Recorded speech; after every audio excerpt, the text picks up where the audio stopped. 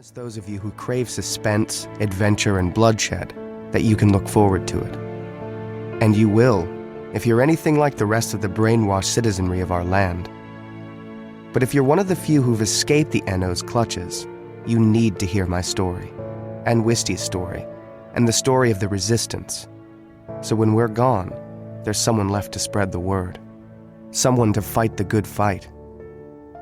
And so we begin with the story of another public execution, a sad and unfortunate event, an accident as luck or fate would have it. In a phrase that I hate to use under any circumstances, a tragedy. Chapter 2. Whit. Here's what happened, to the best of my shattered ability to recall it. I do remember that I couldn't have been more lost and alone as I wandered the streets of this gray, crowded, and forsaken city. Where is my sister? Where are the others from the resistance? I kept thinking, or maybe muttering the words like some homeless madman. The new order has already disfigured this once beautiful city beyond recognition. It seems like a decaying corpse, swelling with mindless maggots. The suffocatingly low sky, the featureless buildings, even the faces of the nervously rushing people flooding around me, are as colorless and lifeless as the concrete under my feet. I know the general populace has been efficiently brainwashed by the new order, but these citizens seemed a little too hushed, a little too urgent, a little too riveted to the scraps of propaganda clutched in their hands like prayer books. Suddenly, my eyes spot a word in bold letters on the paper: execution.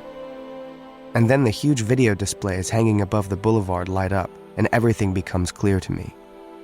Every pedestrian stops and stands stock still, and every head turns upward as if there has suddenly been an eclipse. On the video screens, a hooded prisoner, small-framed, frail-looking, is kneeling on a starkly lit stage. "Wisteria all good," blares a bone-chilling voice. "Do you wish to confess to the use of the dark arts for the wicked purpose of undermining all that is good and proper in our society?" This can't be happening. My heart is a big lump in my throat. Wisty? Did that voice really just say Wisteria Allgood? My sister's on an executioner's scaffold? I grab a slack-jawed adult by his dismally gray overcoat lapels. "Where is this execution happening? Tell me right now!" "The courtyard of justice." He blinks at me irritably, as if I've woken him from a deep sleep. "Where else?" "Courtyard of justice?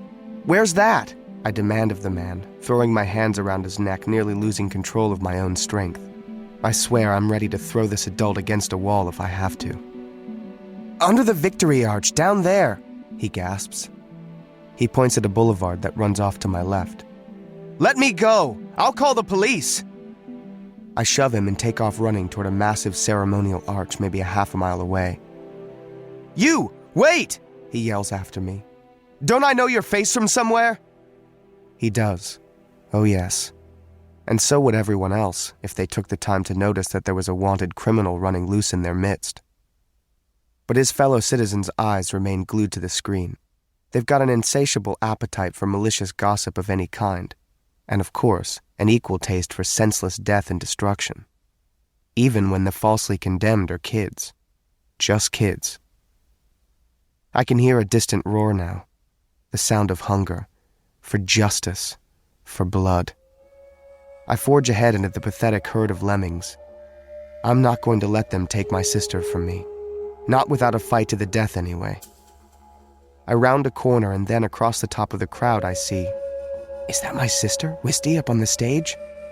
She's hooded, dressed all in black, but standing now, proudly, brave as ever.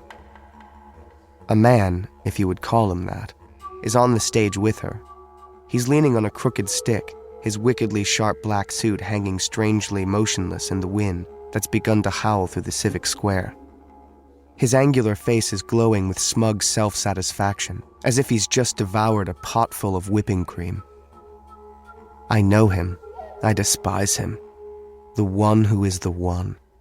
Quite possibly the most evil individual in the history of humanity. Are there minutes or seconds left before this hideous execution? I have no way of knowing. I knock people aside as I barrel through the